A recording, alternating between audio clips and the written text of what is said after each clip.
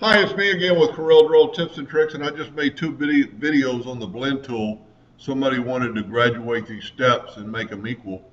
Well, the blend tool isn't the only way you can do it. It is the fastest way, but there might be a situation where this particular item might help you the way I'm going to do it now. And I think the person actually admitted they were trying to do something like this. So we got 1.75 by 5. We're going to Control D and make a duplicate, and we're going to nudge that over 1.5. So that's 2, 3, 4, 5, 6, 7, 8.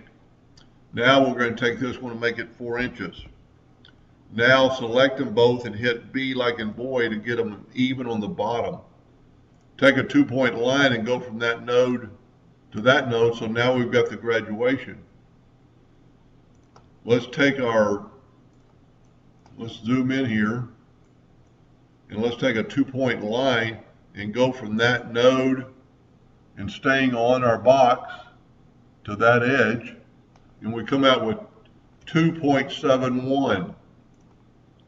Just remember that number, 2.071. We're going to Control D and make a duplicate and move it over. Now we're going to change it to 2.071. And then do not move that and go Control D, Control D, Control D. Let's get rid of our angle line so it won't mess us up. And now we're going to select them all. Let me zoom in here. Let me select them all and hit B like in boy. And voila, we've done the exact same process. They're all equal. So that's another way you could do it without, say, using the blend tool. And I don't know if you'll ever do it that way.